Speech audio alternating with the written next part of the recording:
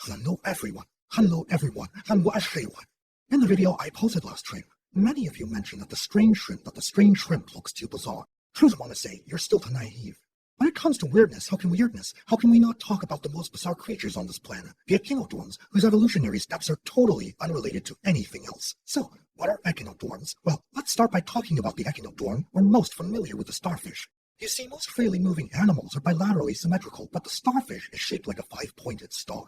When you think about it, this setup is completely bewildering, and the weirdness of the starfish doesn't end there. When it comes to eating, the typical process is to take food into your mouth and swallow it to your stomach, right? But the starfish somehow manages to make even this basic hum.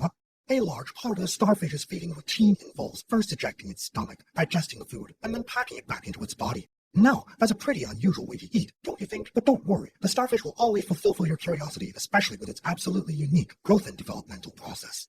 Let's first take a look at this creature. This is a starfish larva.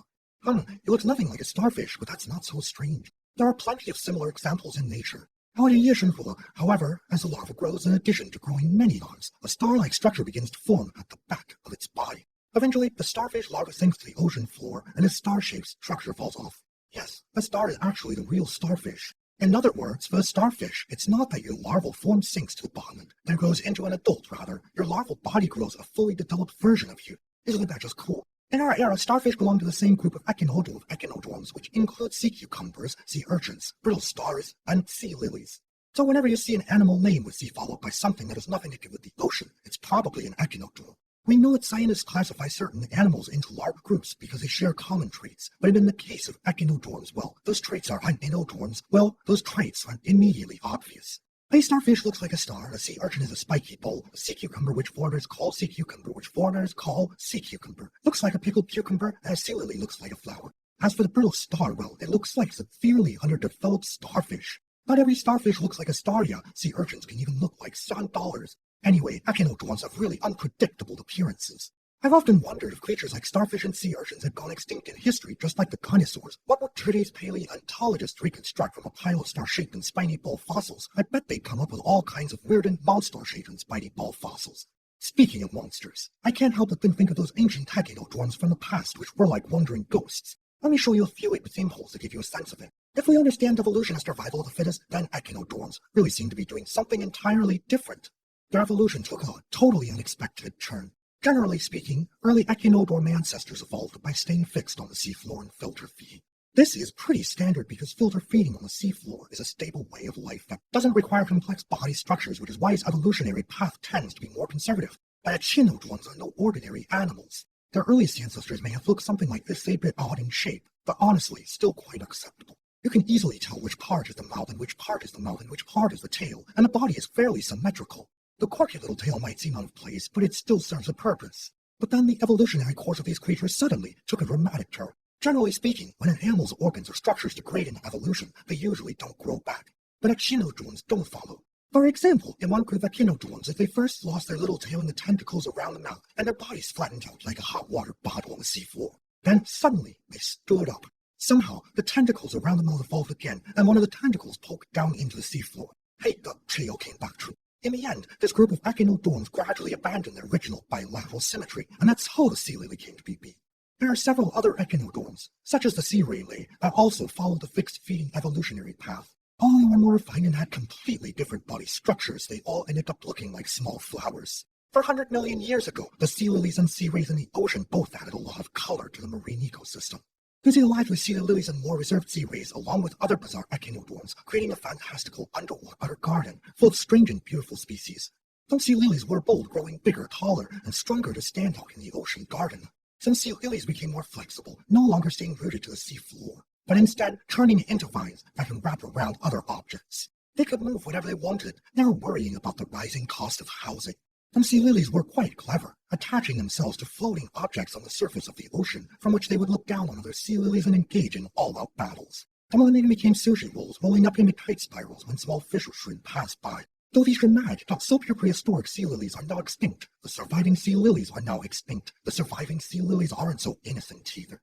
For example, a species of sea lily called marine feeder has evolved to look like a patch of grass. Now you might be thinking, what's so special about that? It's just a flower turning into a bunch of grass. But no, you're thinking just simply because this grass can actually move. The sea lily's root-like tentacles can crawl along the ocean floor like devil's footsteps. In fact, some species have evolved so much that they are even capable of flying. These so-called green insects have taken things a step further. Meanwhile, the folks over at Avatar are feeling a bit uneasy about the resemblance. But in the echinodorm family, these flower-like and grass-like creatures are just the tip of the iceberg. There are other echinodorms that broke away from the fixed lifestyle from the very beginning, starting to lead more active, mobile lives. Generally speaking, when an animal evolves to live a more mobile lifestyle, it follows a few patterns, enhancing body symmetry, growing legs and thighs, strengthening muscles, and developing a more complex nervous system. Next door, Peo-Kim only seems to have suffered from copyright infringement, and some marine creatures, dissatisfied with merely walking, have directly ascended to flight, evolving into the so-called ring bugs. Meanwhile, over at Avatar, they're claiming their copyright has been violated too. How the echinodorm family, these other worldly, flower-like and plant-like creatures are only the tip of the iceberg. There's another group of echinodorms that, from the very beginning, chose to abandon the fixed lifestyle and became more mobile.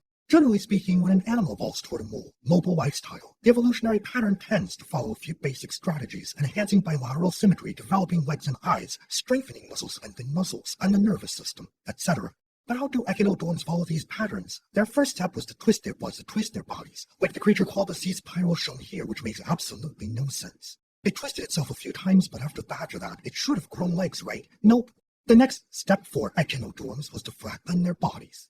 Fine, flattening it's fine, but after that, surely legs and muscles should have developed. Wrong again. The second step was to flip the body over, turning it upside down, with the mouth facing downward and the anus on top. It then started using the small tentacles around its mouth, originally meant for filter feeding, to move. And thus a starfish was born. This is like a human losing their arms and legs, then flipping upside down to use their tongue to move around.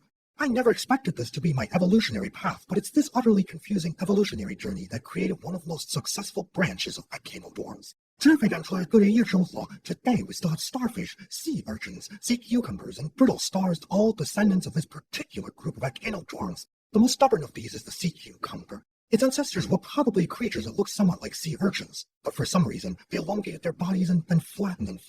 Afterward, they shed their rigid, tough exterior, and the sea cucumber emerged. But no matter how you look at it, this echinodorm has undergone quite an evolution. From a bilaterally symmetrical, framing worm ancestor, it turned into a fixed, hammer-like shape, then became a flattened disc, a five-pointed star, and a sphere, only two-sided star, and a sphere, only to finally revert back to a bilaterally symmetrical, free-moving worm shape. What on earth has it been evolving for over these hundreds of millions of years? Perhaps the answer lies in pure, unrestrained creativity. But don't think the sea cucumber only comes in a single pickled cucumber form. Its shape changes can't really be wild, reflecting the restlessness of echinodorm evolution. You can see this in the various common names for sea cucumbers, such as sea apple, sea pineapple, and even sea pearl. If you put them all together, they'd make quite a feast. If you think the sea cucumber is the most bizarre form in the history of echinodorm evolution, you're mistaken. The most eccentric and unique echinodorm in terms of shape isn't the sea cucumber or the sea lily, but the sea banana. These creatures belong to a particularly complicated group of echinodorms that seem like they want to remain fixed on the sea floor, living as sedentary creatures, but they can't quite give up their mobility. So far we've talked about the sea spiral, sea urchins, sea cucumbers, etc.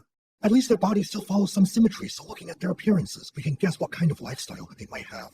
However, the sea banana completely shatters all principles of symmetrical to sight. You could say its body breaks every symmetry pattern. It's basically a random pile of meaningless geometric shapes, haphazardly stacked together. Take a look at these reconstructions of the seaman on a bipaleontologist. If I didn't tell you, would you even think these were animals? When faced with such an appearance, which is nothing short of insane, we can imagine how food and water would flow inside this creature, and it's impossible to fathom what kind of evolutionary path it took. Darwin himself would be turning in his grave. Don't they think that many modern science fiction writers have really vivid imaginations, but the alien species they create are still often based on the three major animal groups: vertebrates, arthropods, and mollusks. And yet right here on Earth there exists a group of creatures, echinodorms, that can completely shatter the limits of human imagination, whether they're extinct or still alive. They will defy all your preconceived notions of what an animal should look like.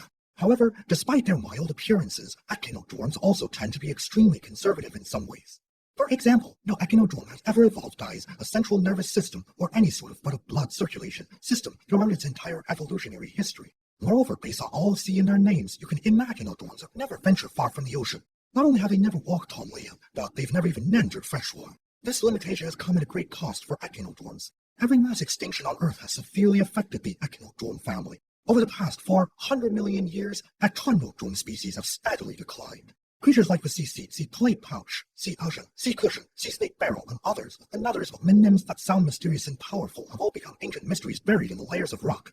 How another perspective, echinodorms have always been able to rely on their endless creativity to survive. No matter how many times Earth's history has pushed them to the brink of extinction, they've always managed to wiggle and twist their bodies to survive, re-emerging in this world with even more bizarre forms. In my view, the evolutionary journey of any group of animals, whether successful or not, is an epic that stirs deep emotions. Yet when I look at these echinodorms, my heart remains unfazed, and I can't help but laugh a little.